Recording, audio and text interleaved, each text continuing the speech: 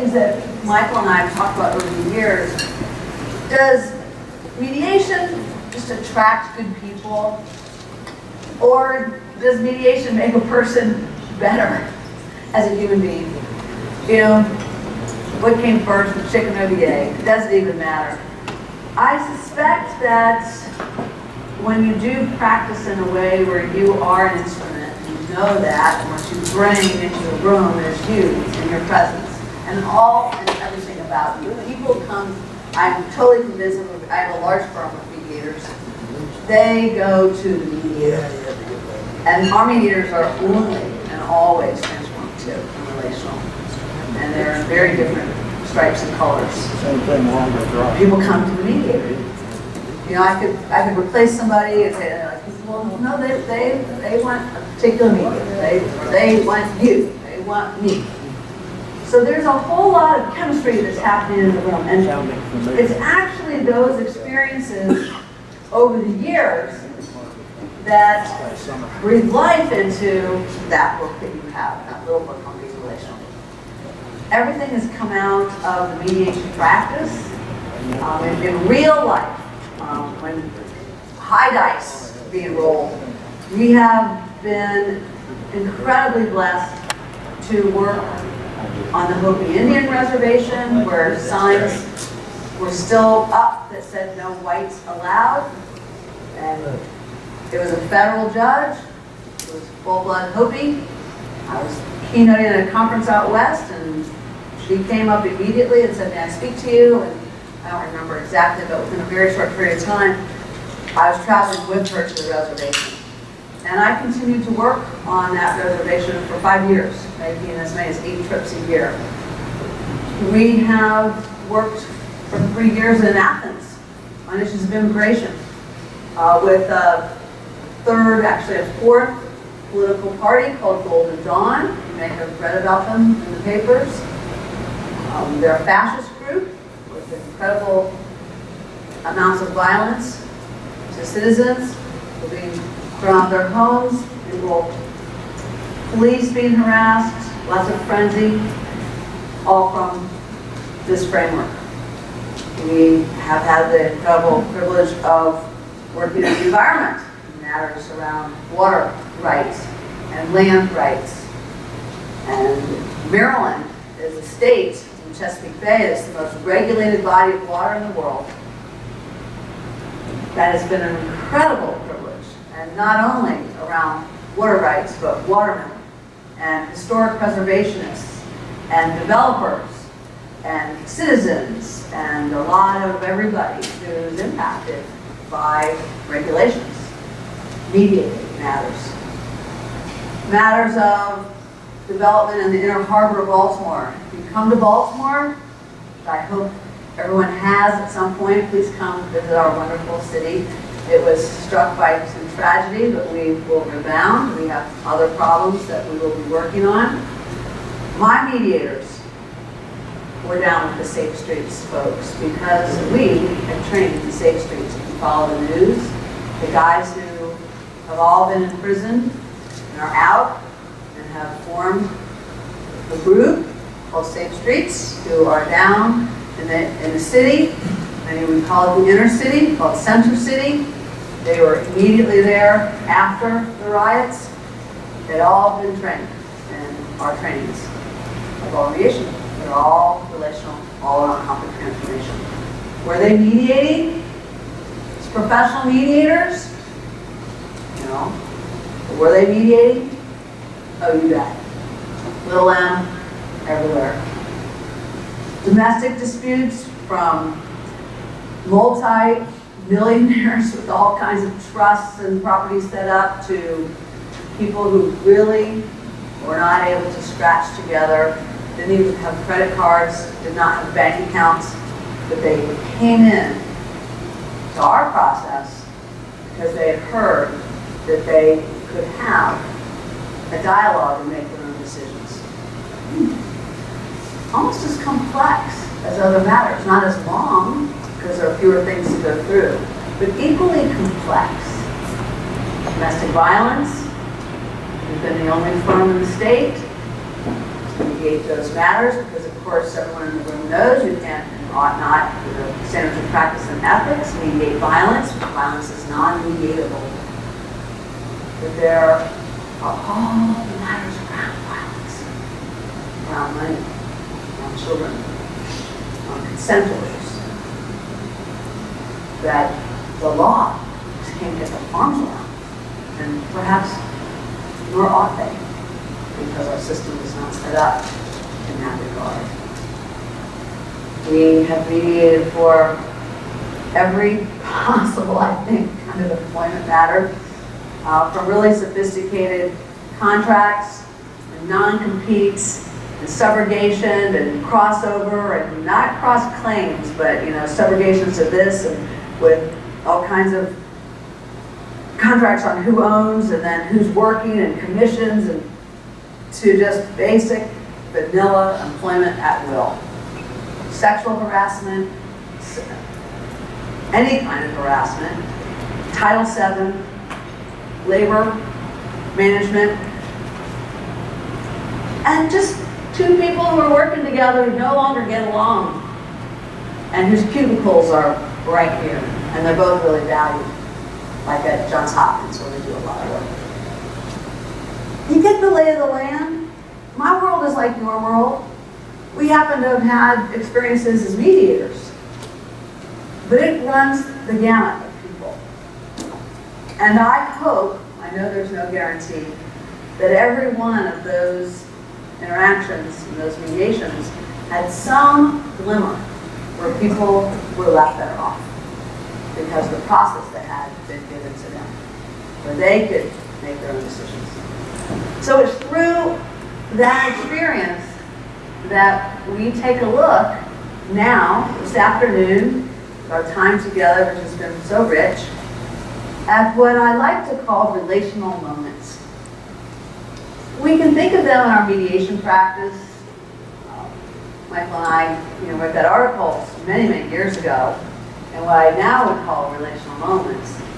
But I would like for you, those of you who don't mediate, you don't have to mediate to know a relational moment. You don't have to be a lawyer to know a relational moment, or a judge. Nor do you have to be a woman or a man. You have to be a human being. Relational moments are everywhere. And I'd like for you to hone in on one in particular. I invite you to find a different partner in a moment. And this time I'd like for you to think about, and if you could listen fully, a time when you were assuming the worst about someone. You might say, oh, that's easy. It couldn't even be when you walked in today. Who knows?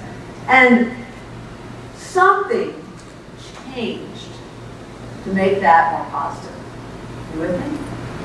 So you're assuming the worst about somebody, and something happened to make it a more positive experience. I'll give you a quick one. I was delivering books down to the law school, downtown Baltimore City, and it was hot recently, right? And I'm dropping them off, and I intended to drop them off, and I'm going around the block thinking it's summertime, right? All the classes are not in session like they usually are. Yes, there's a garage where faculty parks, but this is just a quick drop off. Anyway, I've gone around the block and I'm kind of getting a little irritated because now I'm my second time around the block. When you go around the block in Baltimore City, it's not like walk around the block. It's about a 10-minute experience, because I've got to make all those, long blocked angles. So, there I am. And, I can see the law school. It would be like, like where a little bit further than the exit signs. I'm back here in my car. And the light turns red. But more importantly, I can see in front of the law school that there's an empty parking spot. And that's my parking spot.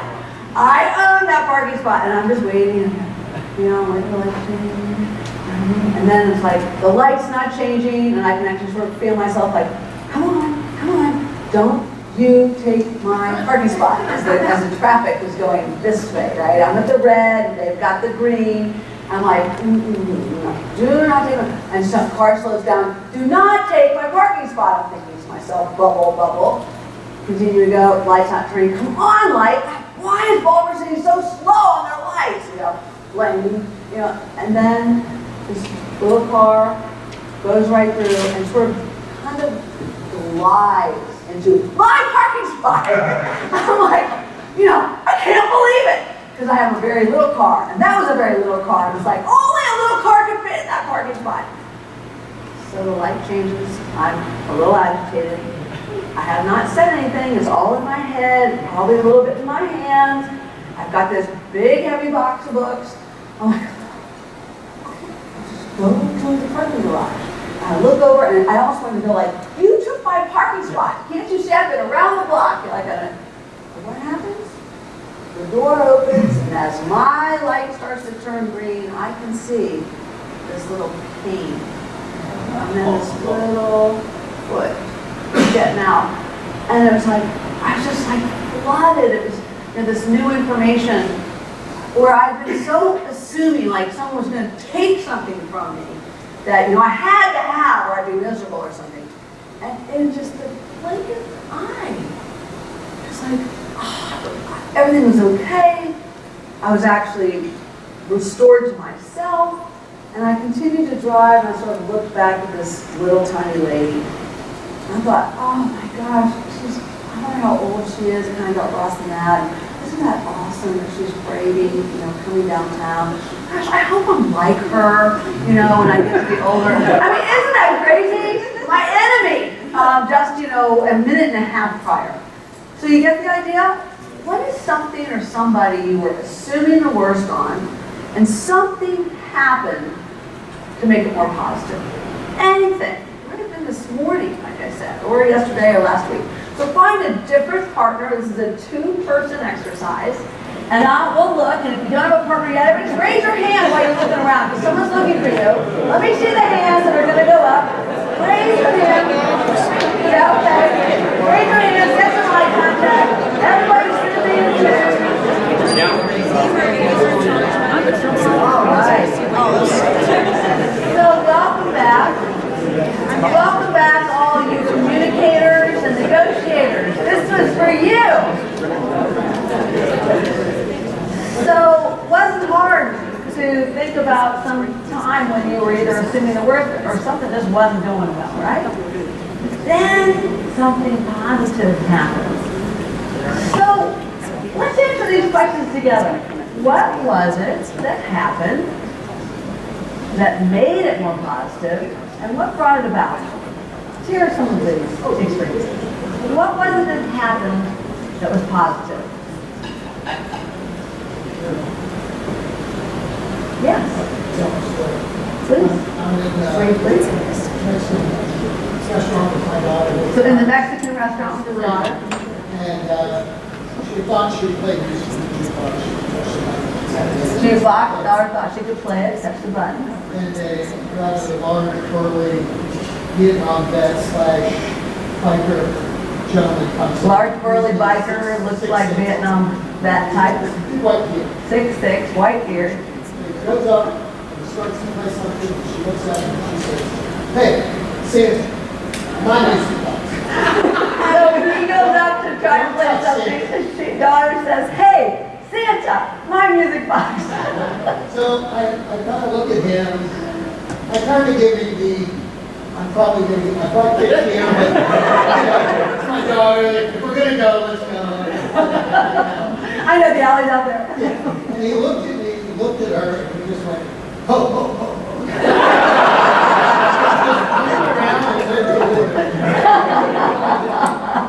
Oh, that's beautiful. So you've got the, I'm about to get my butt kicked to, ho, ho, ho, ho, ho. All right, what was it that happened to bring about that positive? I thought it was cute. 5'4", about 40. So you've got a cute little daughter. What did she do with this big biker type guy? 6'6", looks like a Vietnam War vet. Maybe the fact she thought he was Santa and didn't like the comparison. Maybe so, but what did she actually do with Santa? Stereotype. She stereotyped him. What was positive? It was a positive stereotype. It was a positive stereotype. It was. And she said, that's my jukebox. She engaged. Right? So we've got this about to get my butt kicked to the ho ho ho. Love it. There's another. Yeah. Oh, let's get a few more. Let's get 5 or 6. I'll dissect this one for you. We moved into, and then we'll hear 5 or 6 more. We're moving into the territory where, as human beings, we're all communicators. We are all negotiators every day. We've spent a morning taking a look at relational theory and mediation. What about the daily life? So we get these moments, the room is very active and engaged and sharing with each other your stories. So it wasn't like you had to sort of think, oh my gosh, I don't really know what this is about. We were able to come up with something pretty easily where there had been some kind of interaction that wasn't going well. Something then happened to make it more positive. What happened with this cute daughter, dad thinks he's about to get his butt kicked, trying to, who knows, protect her or yield her, whatever it was. It was just a, and this is a strong man, right? Educated man, let's go through all the pieces. To the ho ho ho, because his little daughter, how old is your daughter? At the time, 3 years old, decides to engage. She chose to engage, right? She didn't cower behind daddy, which would have been a fine response too. But we're interested in these relational moments and why they happen. So this was not someone who had gone to law school. It's a 3-year-old. Being engaged. This quality of moving towards someone else, even in conflict, which is clearly, it's my jukebox, she says. What are other stories? We've got this quality of being engaged. What else? Another one.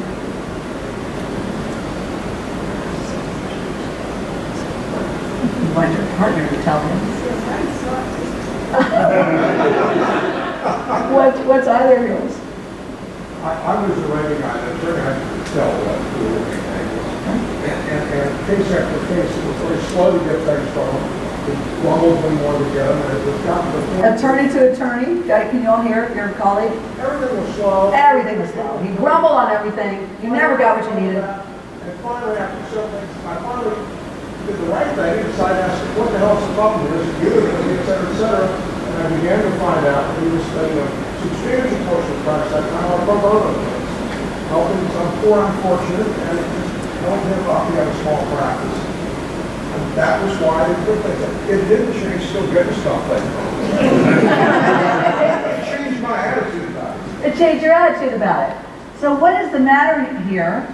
Is it you or is it me? Is what you asked him. Just like this little girl saying that. My Santa. Get some of that. It's my.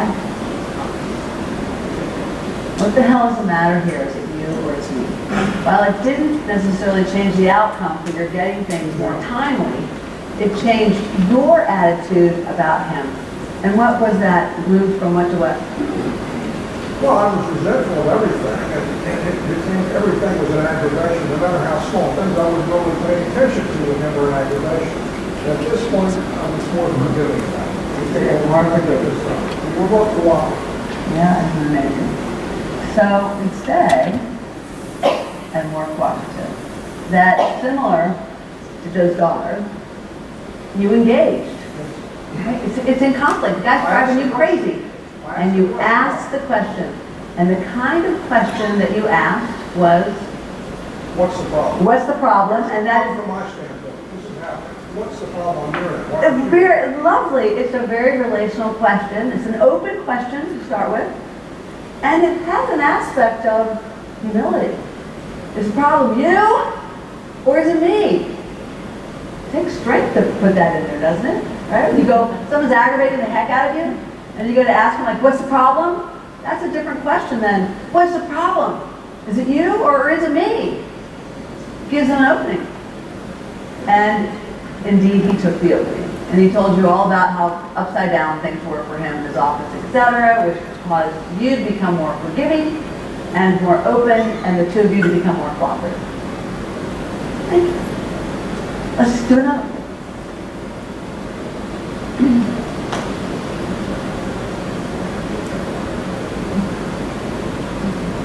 Getting vulnerable because you shared with your partner and don't want to share it out. It's okay.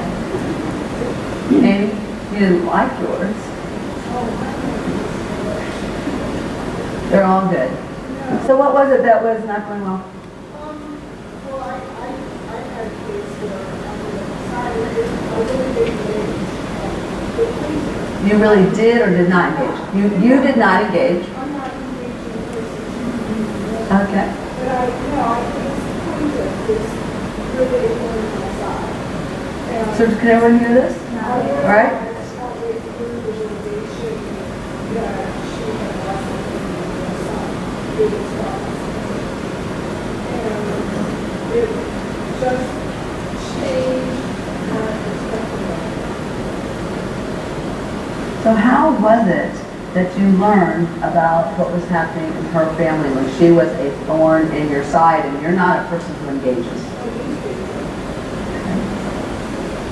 So what happened when you were the reader of the newspaper article? Okay, forwarded to you by whom? By the one who's a thorn in your side? The plaintiff. Okay. And so you're a defense counsel in this arena. Okay. So your client forwards you a newspaper article. You've got a plaintiff on the other side with a thorn in your side. You're not engaging.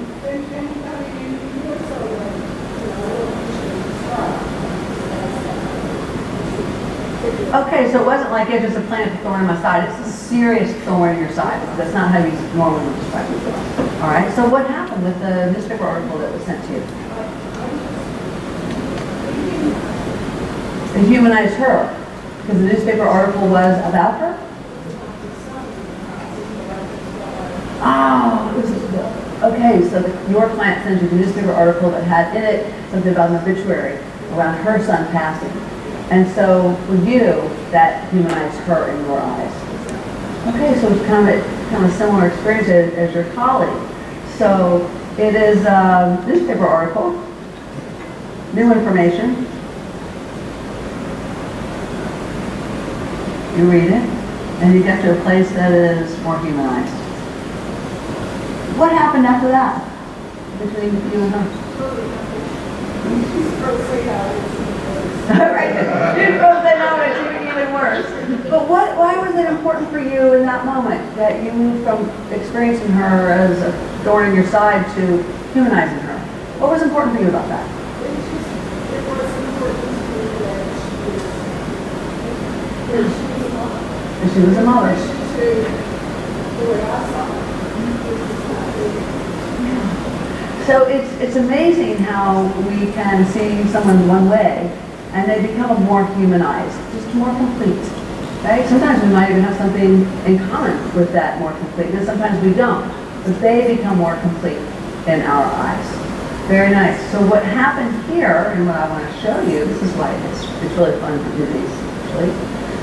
We would put forth, in terms of the idea of being relational, that every interaction that you have has potential, has relational potential. Start there. The conflicted ones, when something happens, without even necessarily you're having to purposely do something, but if you now know you purposefully, more intentionally do something, relational moments are more likely to happen. Because in every relational moment that we ask people about, and I've been asking people about this for years, I haven't called them relational moments, they just, tell me a time. You're assuming the worst. You're telling me a time when things were not going well. And something changed to make that more positive. What we found is that there are, what we put together, these 7 ways. And these 7 ways have also been written about, maybe one of the ways, by amazing writers, authors, on the New York Times bestseller list. And we love them. I read their books voraciously. But it seemed to me, from what I could see in mediation, that no one had just one of the ways. Like, what they did was really well, but there was something else. And so as we ask people and get these kinds of stories, and I've got this body of work that's been written by other people that I wanted to sort of amalgamate because it has so influenced my own practice, from neuroscience to religious studies to quantum physics to the conflict experience literally, somatically in the body. That has informed my work now for a long time. Like, what is it about those pieces and what people report? The 7 ways of being engaged, being centered, being grounded and being clear. The first 4 are about quality interaction. And the next 3 are about creating lasting change. Being generous, being humble, and being kind. And it is a more than meets the eye kind of experience. For instance, being engaged is not just to move towards another person. It's to move towards another person, in particular when you're in conflict with them. Just like the little girl did with Santa. Right? Just like the attorney did with the other attorney. What the hell is the matter here? That's a quality of engagement. Another quality of engagement would be your client sending you an article about the plaintiff. Why would the client even have taken the time to do that? Moving towards the person that he is defending against. It's a quality of being engaged. Being centered is when we are aware of our own reactivity. And so I come back to your colleague who's like, what the hell is the matter here? He doesn't have to tone that down, but he's aware that his own personal reactivity may have never had him engaged, but rather is having him ask the question. Most people don't ask open questions when they are in conflict with someone else. But when we're centered, and we understand what it is that's stirring, just like when you were doing the listening like a mediator, you're like, this is hard. You are experiencing what it is like to become more centered. Because being centered is about being aware. It's about being aware of your own baggage, of your own background, of the things that make you who you are, the good, the bad, and the ugly. But the things that can also pick up your own personal reactivity, where your worldview is disturbed by another person. Remember what we talked about this morning, right? Think of something that is upsetting to you. And so many of the reports were when you felt helpless and when your worldview was changed. The quality of being centered is that you were even able to report that because you had that kind of self-awareness. Triangling is something if we've got some time, I'd love to talk to you further about, and I'll say this briefly. When we're not centered, triangling happens very quickly. And it's when we dismiss or we put somebody down. And we all do it, and it could have been super easy, this other attorney, he's recalcitrant, he's not timely, et cetera and so forth. Or even if we stayed with the biker, he's like a big 6'6" dude, looked like he just walked out of, who knows where. And he could have stayed there and then told somebody else, yeah, I saw this big old dude coming in, looked like an old Vietnam vet, he's like 6'6", and he stopped there. And triangling is when we're talking bad about someone, and it causes a fracture between us and that other person that often didn't even exist before. Or if there was one before, it makes it worse. Because we choose to join in and align with something that somebody else says or a judgment that we have.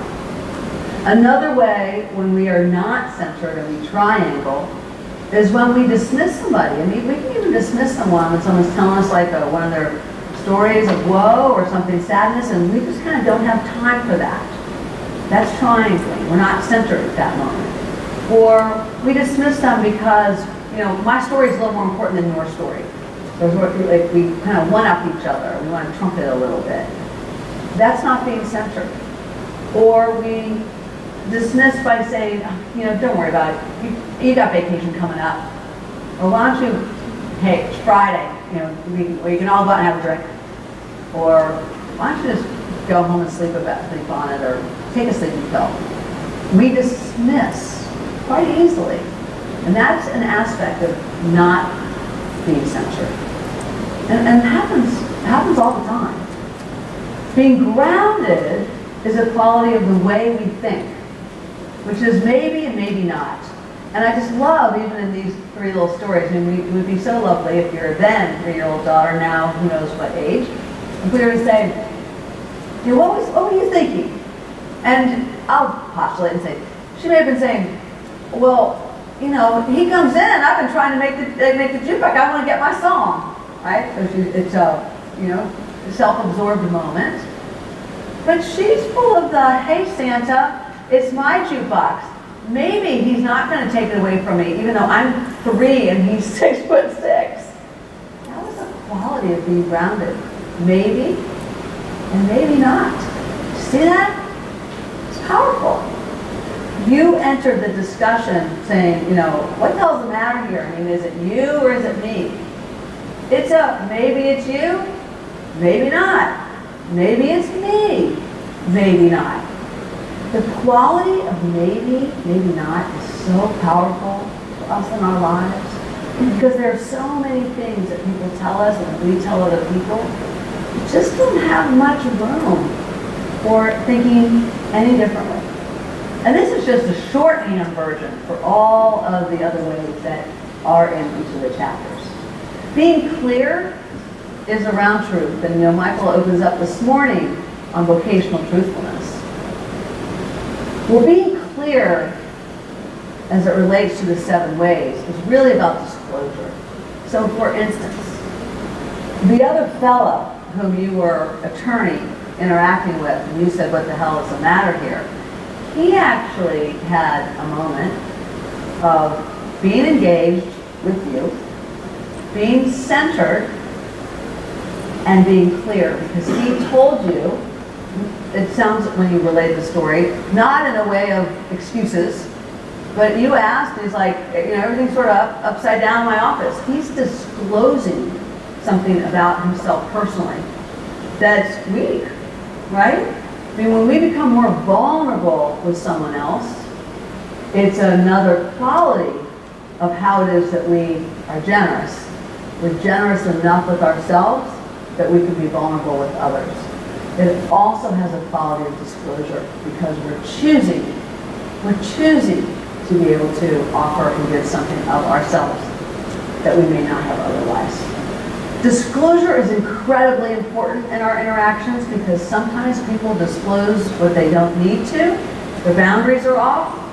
Sometimes their boundaries are too tight and they don't disclose what would have been really, really helpful.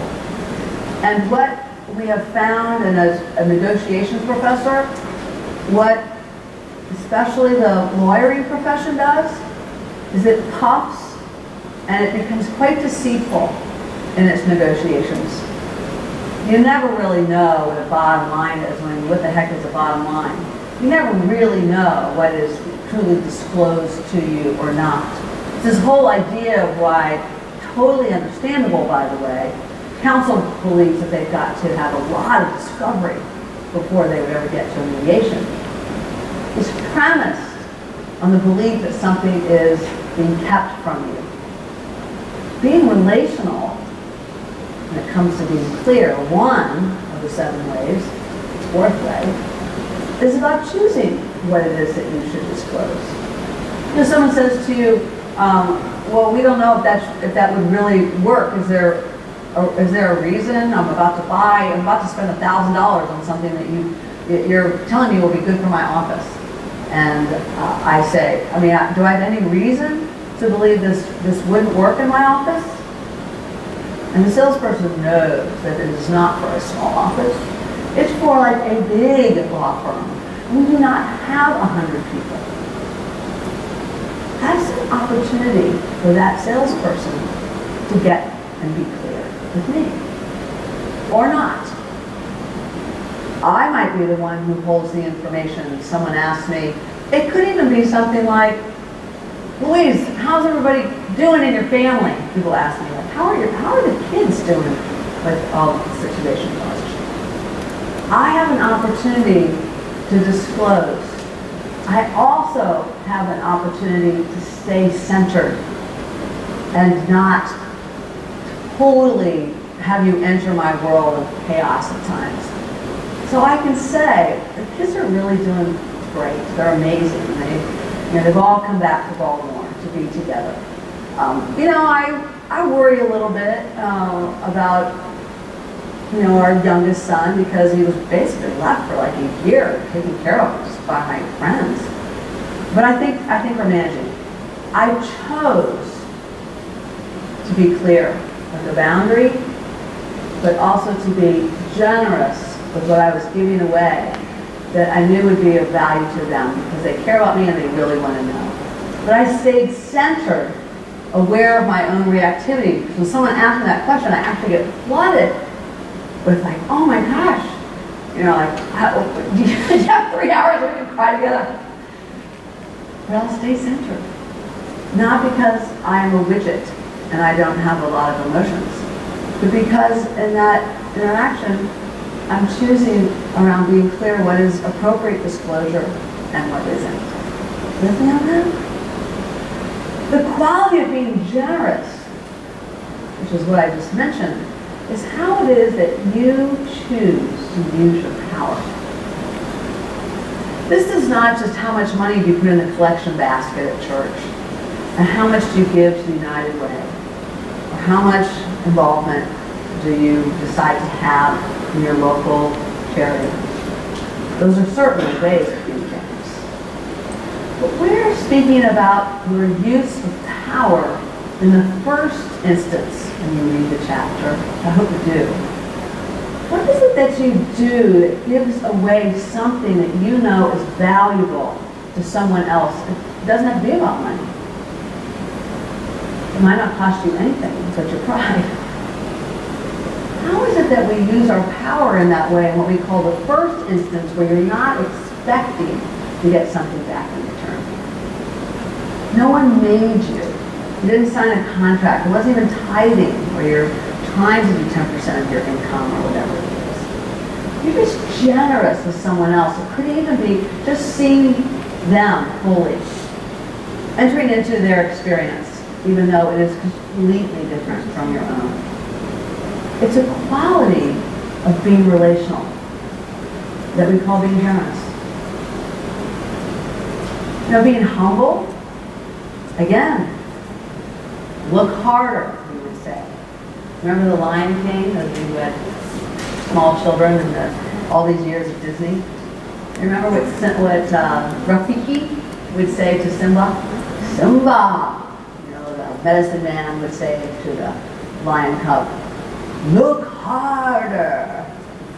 But we think that's a quality in being generous, humble, and kind when you need to look harder. And on being humble, it's a belief that it's not just all about you. But if you forget yourself, then you'll get lost in being merged into other people. And what you stand for, who are you? You have this existential experience of like, who am I? Later you wake up, I don't know where I was the last 15 years. The quality, though, of being humble is where you live with abundance, even if you have little. Or even when things have been taken from you by someone else, even when you've been hurt, and even when someone has injured you, emotionally, financially. You live with gratitude, and you believe that there is something larger than you are. Some might think of this in spiritual ways. It is for me. You know, I really believe that God's created this amazing universe and I'm a part of it. And it's not just a little tiny piece of it. It's no, I'm an important piece of it, and so are you. But there's something greater than even the two of us. It's this quality of humility that allows us, in particular when we're in conflict, to be able to engage in a way like what happened here. Even what the hell is the matter? Is it you or is it me? Something more than just one person. Being kind is different. Again, it's a look harder than what meets the eye. But it's this notion that we're strong enough to be vulnerable. So when someone is kind to you, it's not just that they've extended themselves in a way that we might say in the vernacular, oh, she was kind, that was such a kind thing to do.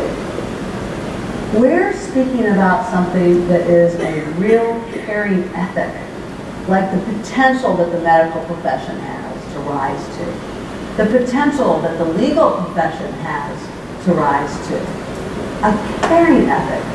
How it is not only that you care for your client in a way that is good for them, regardless of what the law says, in spite of what the law says, or because of what the law says. But you also bring that caring ethic to your brothers and sisters who are in the bar, and to those who are not in the bar in other professions. And you bring that caring ethic when you present your case before the judges. You care that there's going to be a qualitative trial. You care when you go home that you can live with yourself. You care that that client may have needed to have been reined in because you decide to become more engaged and you find yourself very centered even to say to some clients, I don't think I can continue to work with you. All of these qualities are interdependent. They need each other, and yet you might be acting in a way that's quite relational, and if you were to dissect it in a moment, it's just one of the qualities. It tends to be more than one at any given time, however. And not only are they interdependent, but they need each other because one is vital to the capacity building of the other. So when you change the interaction, especially the conflicted interactions, you do change the outcome. Said in a really broad way, you're making a choice, daily life, when you're relational, to live in a way that is not transactional. It is not just maximizing your own self-interest over another's, but rather it is choosing one of the 7 ways. When you're all 7, which nobody is at any one given time, but if you're aware of them and really thinking more deliberately and purposefully about it, it'll change your life.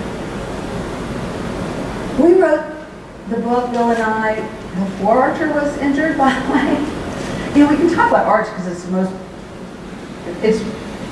been written about us in all, newspapers as the most catastrophic injury. Been on the East Coast in like the last 35 years, in the west of the Mississippi or east of the Mississippi River.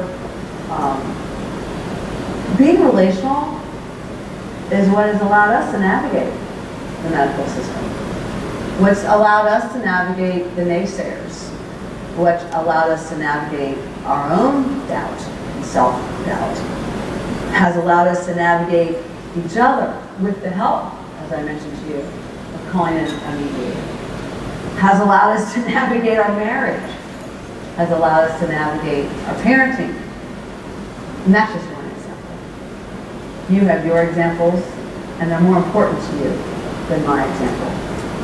But this quality of the 7 ways, we have found that Whether you have one story, 3 stories, 100 stories, if you look at something that was negative, something positive changed, and you ask yourself, what was it and why did it happen? You can bet $1 that it's one of the 7 ways that created that change. So, should I pause there before I share with you about relational reciprocity? What do you think? How is it landing? Short little lecturette. It's big, it's fun, it's wonderful, because one of the pieces around being relational is nobody's perfect. I can catch myself being like, no, I think he's kind of silly, and I would never do something like that. And then I hear that, I would never do something like that. Well, I don't know, maybe I would if I were in his position. See how fast it goes? I just went from, I was closed, I decided I got grounded, maybe not, and then I become more compassionate, which is I'm more engaged with him, because I sort of get his story. In the blink of an eye, we do these relational waves. It's actually really fun when you look at it. And when we're in our deep conflict and really sort of locked in and we haven't talked to somebody in a while, or they do make us crazy, or we make them crazy, or whatever it is, you can take a look at the 7 ways. And in one of those chapters, it will probably be enormously instructive. We just get awesome, mail and email about people who've been reading the book. And some of the fun stories are, I bought it for all of my children, and I turned the page down the chapter I would like for them to read. And my husband did it for me, and it was on my bedside table with a big pink sticky note on it, for you, honey. So it's a lot of fun. It's written in a way that is actually incredibly user-friendly. There are questions at the end of each chapter. You can use it as book club. You can do it through the bar.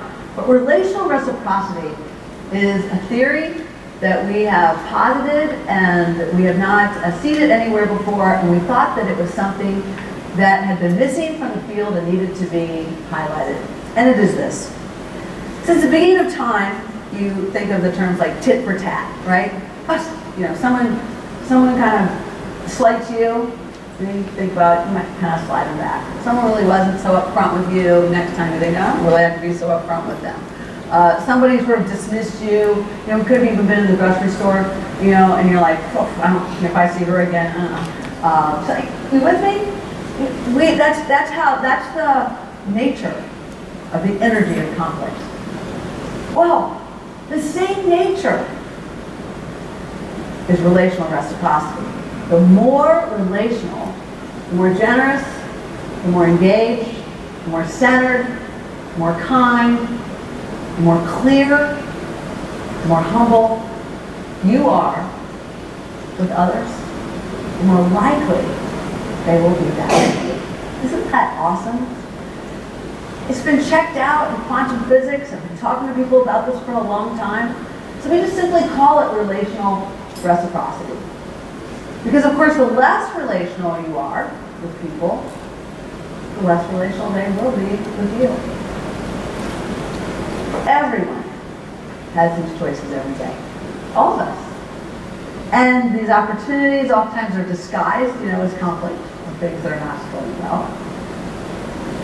But we have the incredible capacity to make a difference. So as we look harder, we often will find that we ourselves can be the first radical actor, simply by engaging, simply by picking up the phone, simply by seeing someone and saying, I haven't seen you in a while, can be an incredible act. Not only of generosity, because you're giving your power to someone with a value that you know they expect, but you have engaged and you have done so from a place of being centered, where it's not oh, it's nice to see you again, idiot. It's not that, right? It's very, very different. So we believe, and we're joined by many, many others in the field who are interested in relational practice, that people have capacity, incredible capacity, to make their own decisions, to speak about themselves, to be connected to others, and to move beyond being transactional, to move beyond be transactional.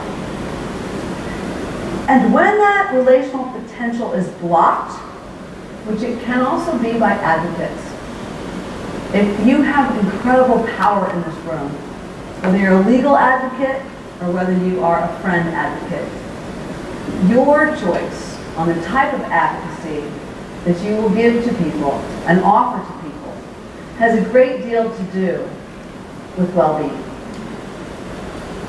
What does it mean to be transactional versus relational? You know what it means to be relational.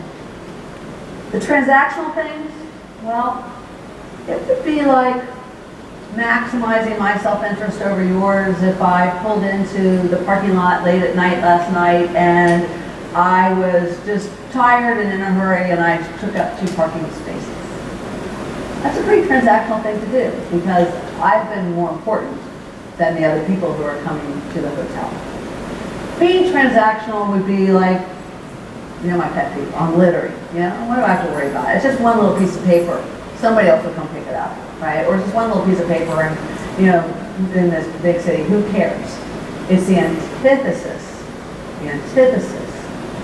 of being humble, which is to know that I'm connected to something's larger than I am. Being transactional would be focused on short-term gain, like I can be kind of a snit to somebody. I can treat somebody sort of poorly while we're standing in line. I can go cut the line because you know what? I'm never going to see him again. How many times does it happen where we make decisions where, hey, you're never going to see her again. Hey, you're never going to see him again. We do. We maximize our self-interest. It's not that we are bad, it's that we're human. But that was a choice.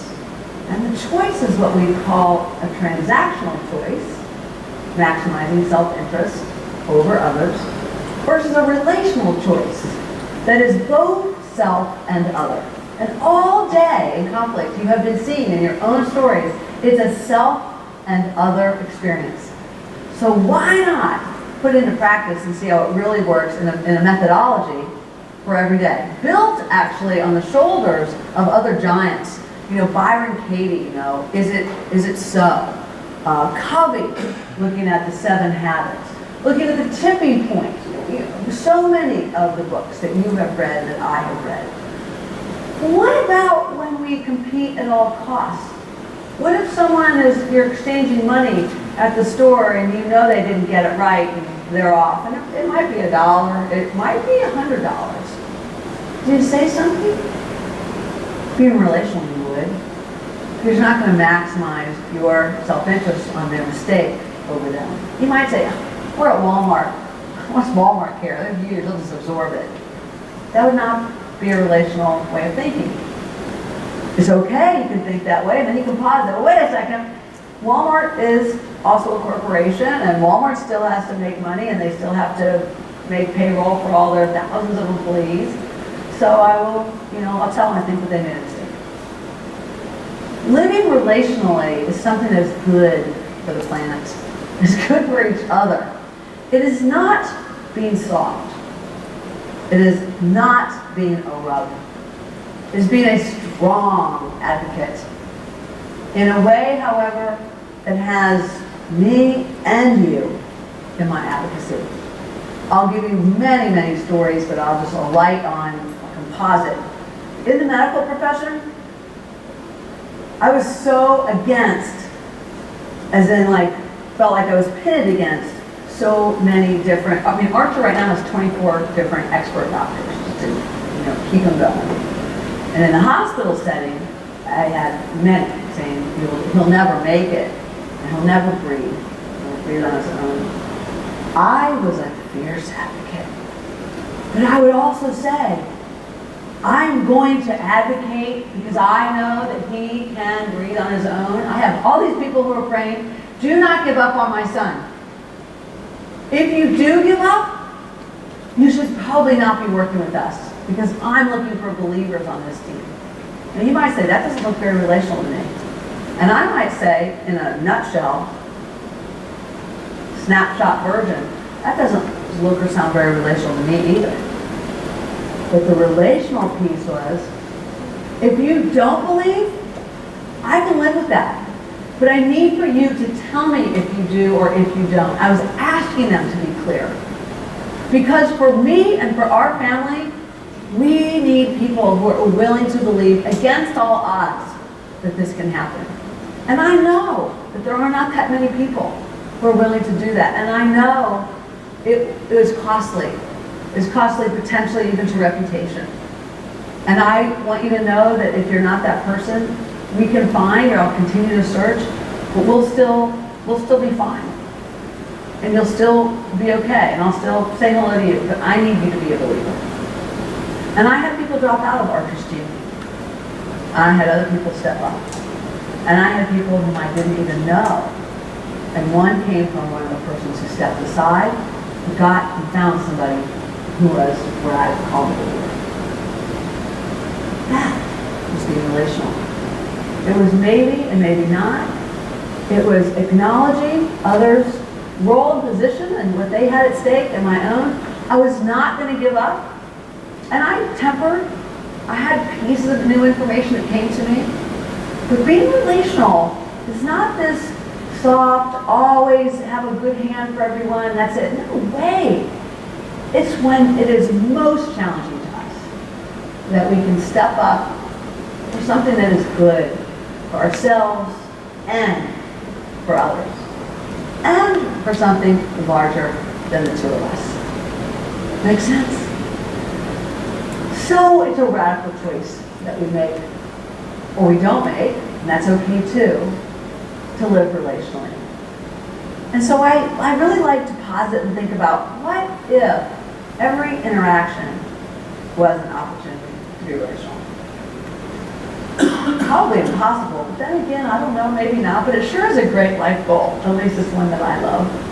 Being aware of my own tendencies to be transactional, I have them, and choosing to try something else. A radical look, a radical choice, an approach, 7 ways to any interaction, but in particular, the conflicted interactions in our lives. Better for all as we create well-being. So it starts with the choice to not be transactional. And it's a similar choice that we face as mediators, to not be transactional as mediators either. But in mediating, you have standards and ethics of practice. In being relational, it's just totally up to you. The more relational you are with others, the more relational they will be with you. And when you change the interaction, you change the outcome in ways that will take your breath away. And you know them, because it's already happened. Ho, ho, ho. There's our mediation, and there's our argument. So let's open up for some questions with the time that we have today. Yes? Your entire approach of mediation session, plenary session, to obey or Yeah, unless they choose. And their choice, I make it really clearly that they could. They can caucus if they want, but I'm not choosing that for them. and you probably heard anecdotally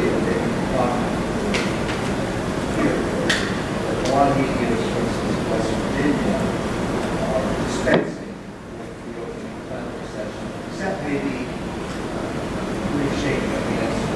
I did hear, so the question is, have I heard, and actually you brought it to my attention, that there are a number of mediation practitioners in West Virginia who are dispensing entirely with the opening plenary session, even the shaking of hands, or if there's anything, it would just be the shaking of hands. And the reason that is given for that And the reason that's given for that is that there's concern that an interactive plenary session will be conflict, raise temperatures, and not put people in a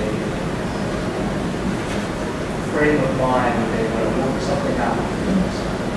So mediators say... Can you hear that part?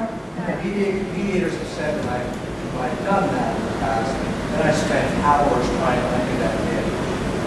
So I'm just curious, I mean, I'm sure you've heard this, and I'm just curious what your reaction is to that way of thinking. So first part of that is, have I heard that here in West Virginia, but other places, that mediators are even dispensing with the opening, the plenary? Yes. I've heard it predominantly with retired judges who are dispensing with the opening, and people who are litigating and doing some mediation on the side. I don't know one mediator who mediates full-time who ever dispenses with This the is plenary. actually full-time meeting. Yeah, I've not heard that. That would be new. But full-time or not, my reaction would be that they're just missing an incredible opportunity, because that's the mediator's lack of being centered. That mediator is assuming the worst and believes that things will get worse, and then the mediator is going to be out of control. I don't control the process. I am in control of myself. I know the process really well. And I also believe that people can make their own decisions in that process, because I take on a relational point of view. And I really, really believe in the standards and ethics of practice. And they guide us around self-determination and partiality and quality of the process. And if by whatever way one would practice, if it were simply to be guided by the ethical standards of practice, the dispensing of the plenary session would probably not happen.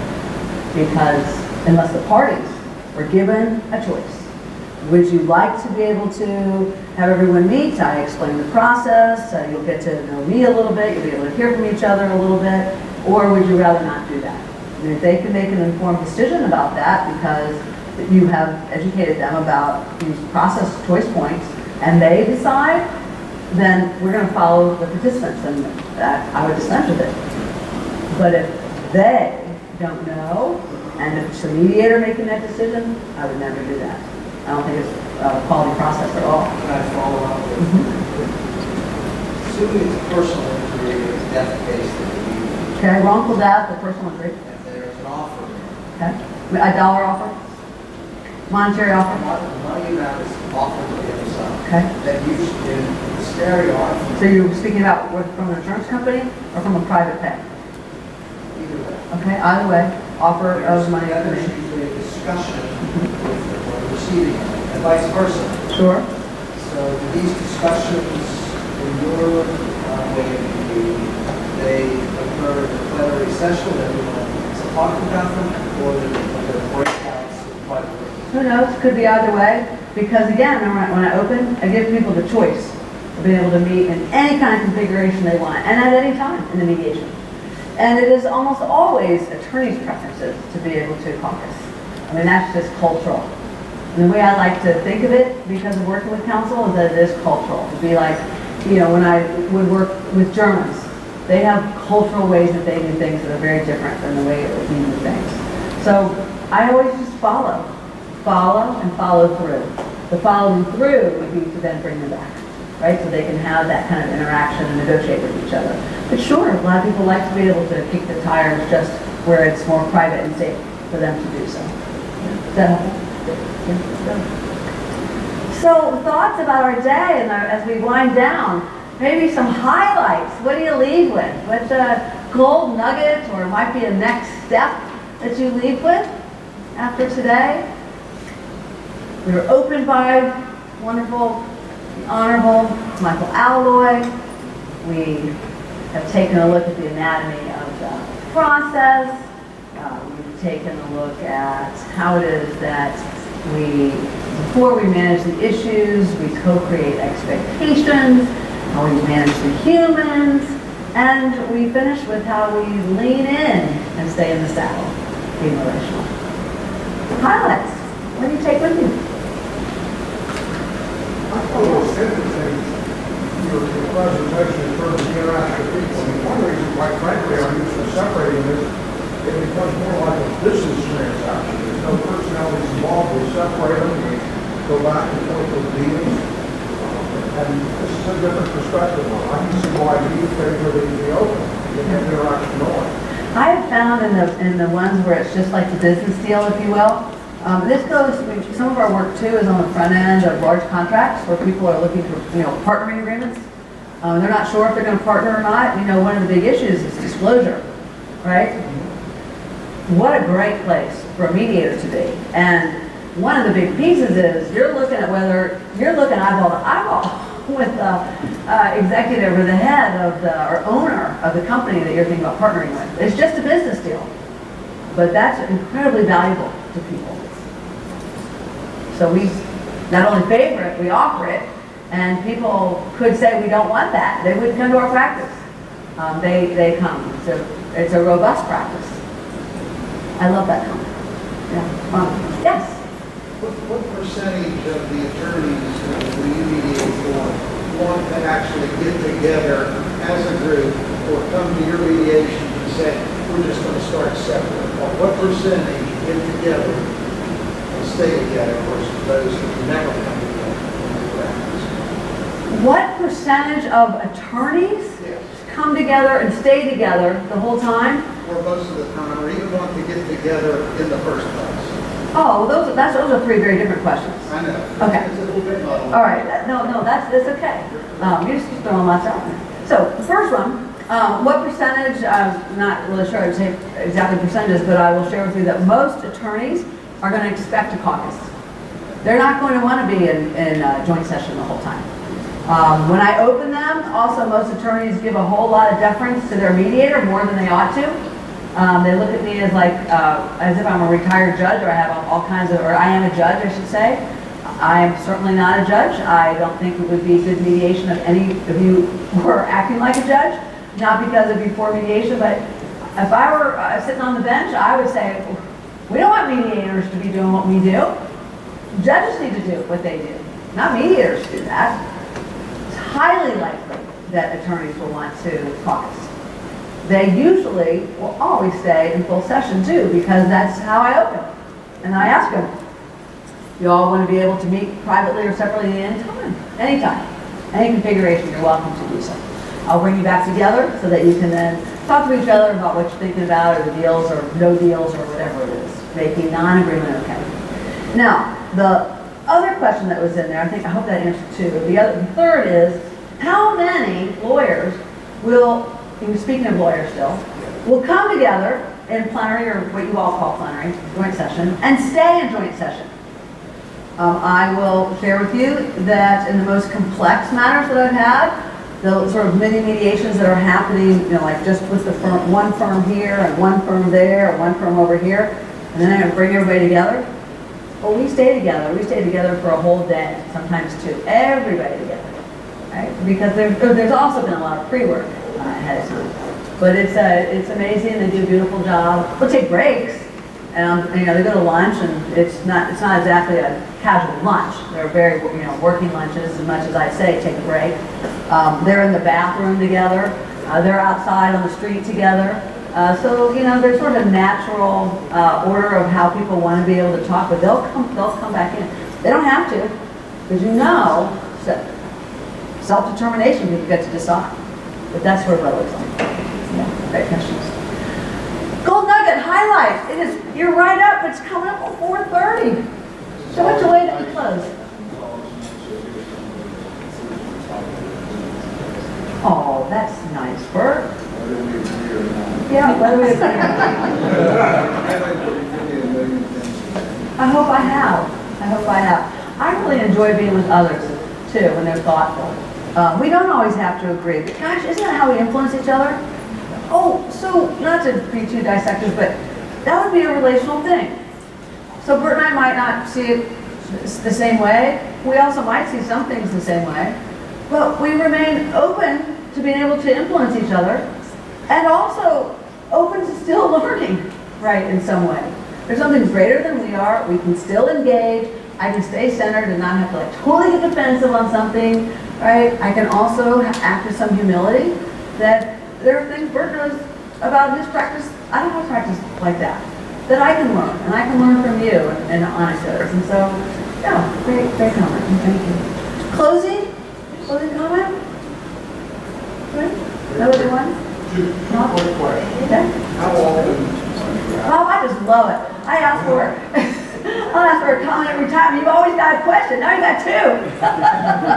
Yeah. Go on. How often are you asked to provide a mediator's proposal? resolution of the issue? Oh, frequently, but you have to understand when people do that. People will ask me to provide a mediator's proposal when I have been ordered, when they have been ordered to work with me in another state. They might not know my practice, and they're assuming that that's what I'm going to do.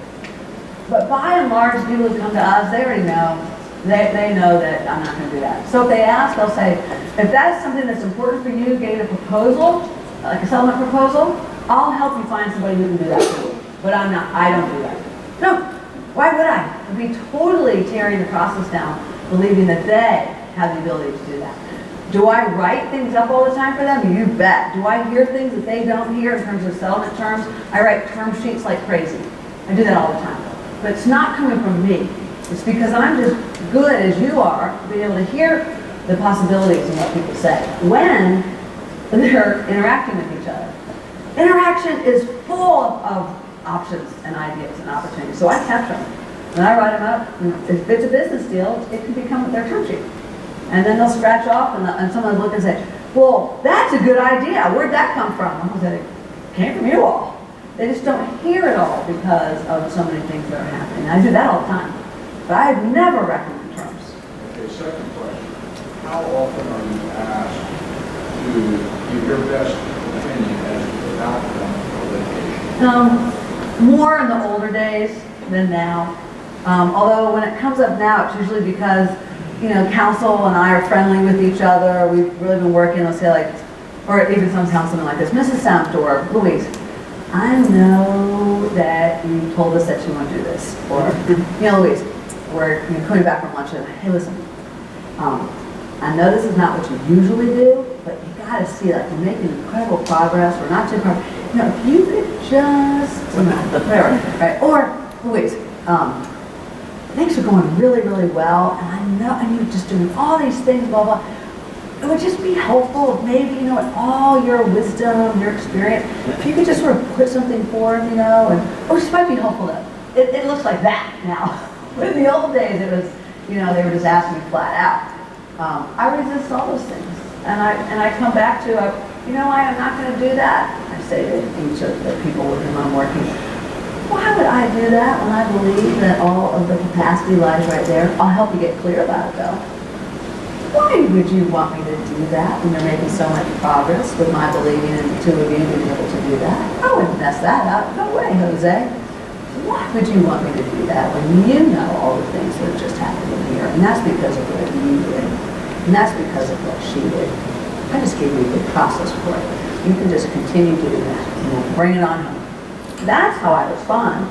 Because I believe that that's what people can do. I really do. Even people who are sworn enemies. I do work with sworn enemies. They're amazing too. Thank you. Call it.